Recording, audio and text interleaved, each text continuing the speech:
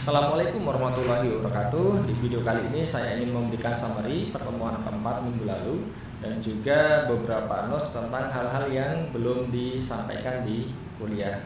Oke, langsung saja ke videonya. Oke, sebelumnya saya ingin mengingatkan kalau nanti setelah UTS pengampunya adalah Dr. Budi Surojo, jadi ganti Pak Budi nanti.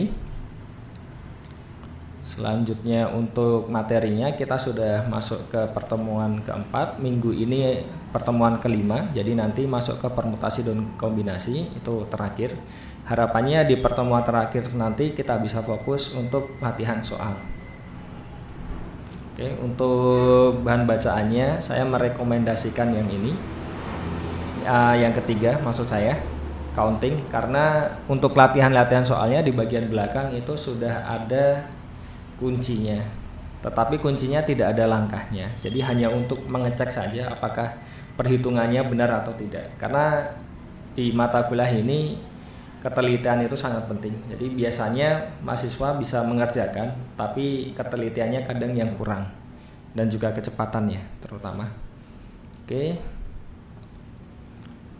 kita sudah masuk ke topik kedua tentang inklusi dan eksklusi. Jadi intinya inklusi dan eksklusi itu dia memasukkan sesuatu dan ada yang dikeluarkan karena double counting. Jadi contohnya kalau misalkan di himpunan, kalau ada dua himpunan seperti ini bisa dilihat ya. Untuk irisannya itu bisa kehitung di himpunan A dan himpunan B. Jadi harus dikeluarkan. Jadi prinsipnya seperti itu. Ini semua sudah kita bahas. Oke, tugas sudah, latihan soal sudah dibahas minggu lalu dan bagus sekali. Jadi sebelum kuliah dimulai sudah maju, sangat efisien. Harapannya untuk hari Jumat ke depan juga sama. Tapi saya note ada beberapa yang belum dibahas. Pertama nomor 5. Jadi ada 7 objek yang berbeda akan dimasukkan ke 3 kotak yang berbeda. Jadi ini seperti minggu lalu saya contohkan ada 10 orang akan masuk ke 3 kamar. Nah, cari banyaknya cara untuk melakukan hal tersebut. Pertama, kalau tidak ada syarat apapun. Terus yang kedua, tidak ada kotak yang kosong. Jadi logikanya seperti ini.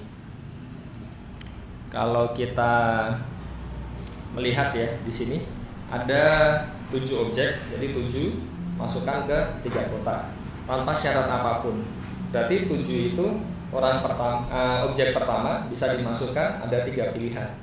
Objek kedua juga ada 3 pilihan. Objek ketiga ada 3 pilihan. Jadi masing-masing objek kalau diteruskan masing-masing ada 3 pilihan kotak. Jadi total ada berapa? 3 pangkat 7. Itu semuanya. Nah, kalau ada syarat tidak boleh kosong, bagaimana? Jadi pertama kita mengasumsikan tidak ada restriksi apapun, tidak ada syarat apapun. Itu sudah 3 pangkat 7 tadi. Nah, kalau misalkan kita mensyaratkan ketiga harus kosong, berarti kan hanya ada 2 pilihan. Total ada berapa? 2 pangkat 7. Nah, selanjutnya kalau misalkan kotak kedua yang harus kosong, berarti ada berapa? 2 pangkat 7 juga. Kotak pertama harus kosong juga 2 pangkat 7. Nah, asumsi terakhir kalau misalkan 2 kotak terakhir, kotak 2 dan 3 itu kosong, berarti ada 1 pangkat 7 atau 1. Terus selanjutnya kotak kedua saja yang boleh diisi, kan juga 1 pangkat 7. Kotak ketiga juga 1 pangkat 7. Nah, kalau di total semuanya bisa kita bayangkan ketika kita hanya mengisi 2 saja dengan yang kotak ketiga kosong, itu kan juga terhitung ulang. Yang bagian 2 kosong terus 1 isi. Yang ini kosong juga 1 isi juga terhitung ulang. Jadi harus berhati-hati dalam inklusi eksklusinya. Intinya yang tidak ada restriksi tadi dikurang dengan yang ada restriksi 1 kosong. Itu 3 kali kan tadi. Terus nanti ditambahkan lagi karena untuk yang kasus terakhir ada yang termasuk ke kasus kedua. Jadi yang terakhir adalah kalau 2 kamar kosong. Nah, untuk hati-hatinya harus dihitung juga berapa kali kita harus menambahkan, tidak hanya asal menambahkan satu. Ya, itu idenya untuk yang soal nomor 5 ini. Nah, kita lanjutkan. Ada nomor 9 juga belum. Nomor 9 itu ada 2 scores dari sekolah X, ada 3 dari sekolah Y, 4 dari sekolah Z. Mau berkumpul bersama di suatu pertemuan. Nah, pertanyaannya, berapa banyak cara mereka dapat di-arrange di satu baris jika semua scores dari satu sekolah tidak boleh satu blok? Jadi contohnya di sini, ini di sekolah pertama, sekolah X ada 2 dan tidak satu blok, oke. Sekolah Y ini kepecah ya, jadi tidak satu blok semuanya. Sekolah Z ini juga kepecah.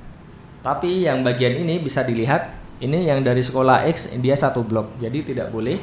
Terus yang kedua di sini sekolah Y, ya kan? Di sini kan Y3, Y1, Y2 itu satu blok, jadi tidak diperbolehkan.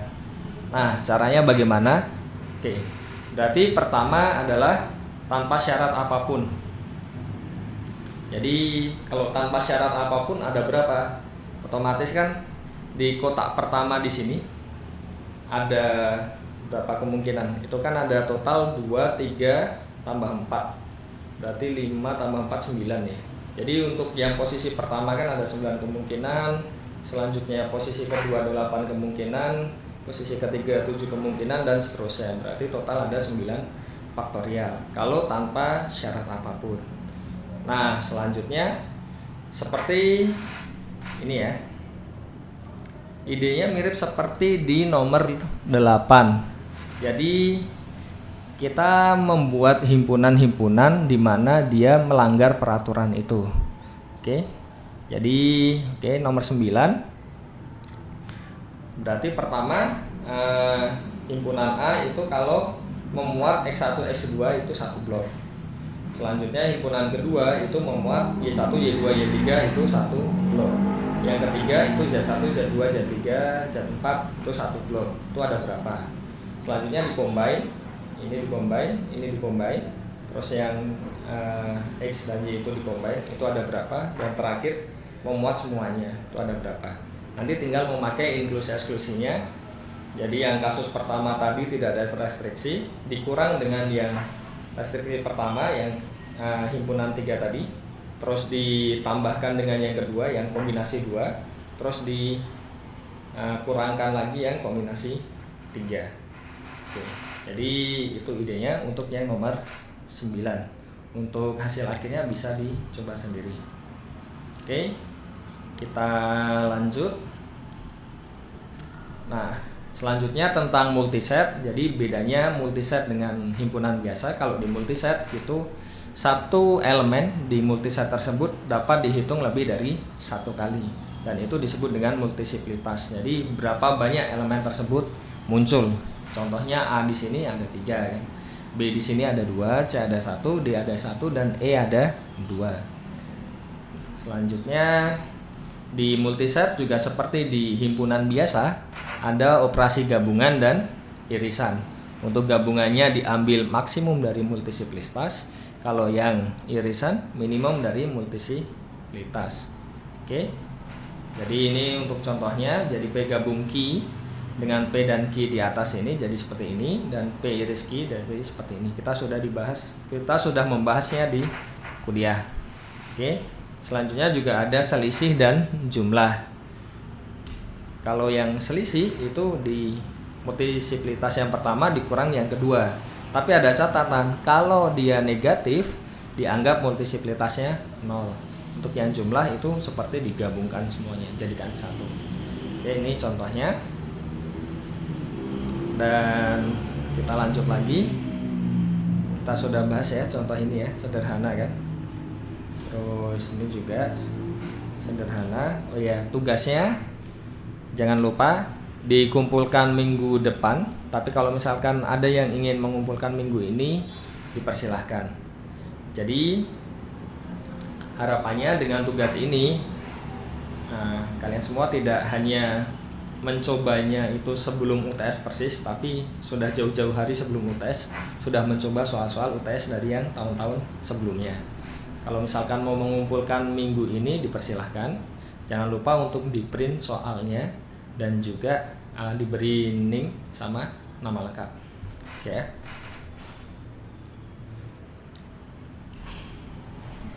Selanjutnya untuk permulaan tentang permutasi dan kombinasi, ada kaidah pencacahan.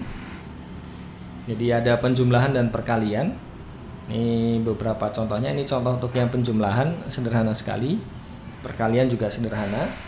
Nah, untuk latihannya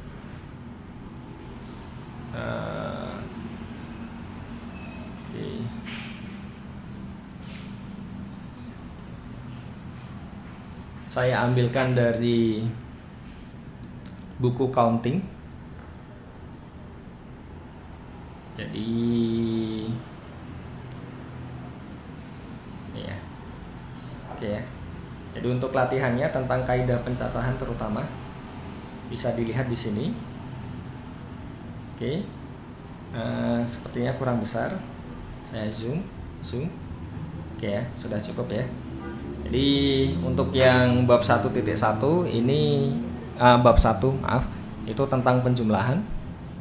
Jadi bisa dicoba ya. Tentang yang bagian penjumlahan. Oke, kalau misalkan terlalu cepat saya scrollnya bisa di pause saja videonya.